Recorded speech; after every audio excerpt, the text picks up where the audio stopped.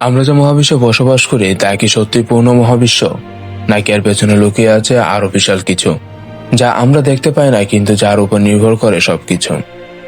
এই অদৃশ্য রহস্যকে বলা হয় ডার্ক ম্যাটার। ডার্ক ম্যাটার কোনো আলো ছড়ায় না, আলো শোষণও করে না, তাই একে দেখাও যায় না।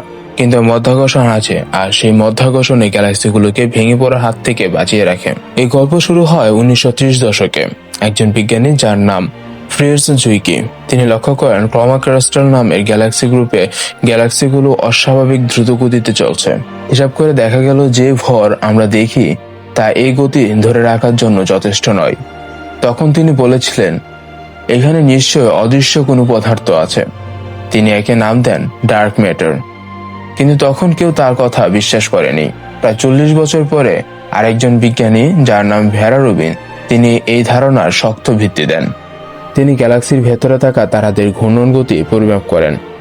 সাধারণ নিয়ম অনুযায়ী গ্যালাক্সির প্রান্তে থাকা তারাদের ধীরে ঘুরবার কথা, কিন্তু বাস্তবে দেখা গেল সব তারাই প্রায় একই গতিতে ঘুরছে।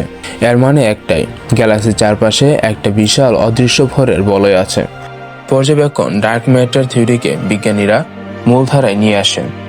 নিউটনের মধ্যাকর্ষণ সূত্র এমন ফল ব্যাখ্যা করতে পারে না।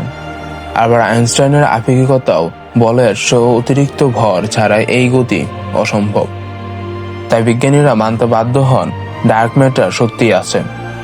আজ আমরা জানি মহাবিশ্বের প্রায় 27% ডার্ক ম্যাটার। স্টিফেন হকিং বলেছেন, ডার্ক ম্যাটার ছাড়া গ্যালাক্সি তৈরি হতো না, নক্ষত্র জন্মতো না, এমনকি আমরাও হয়তো অস্তিত্বই পেতাম না। তবু প্রশ্ন থেকে যায়, ডার্ক ম্যাটার আসলে কি দিয়ে তৈরি? এটা কি এমন কোনো কণা, নাকি প্রকৃতির এমন কোনো নিয়ম যা আমরা এখনো বুঝে উঠতে পারিনি? ডার্ক ম্যাটার আমাদের মনে করিয়ে দেয়, যা আমরা দেখি তা হয়তো সত্যের সবচেয়ে ছোট অংশ। আর মহাবিশ্ব এখনো আমাদের থেকে নিজের সবচেয়ে বড় রহস্য লুকিয়ে রয়েছে।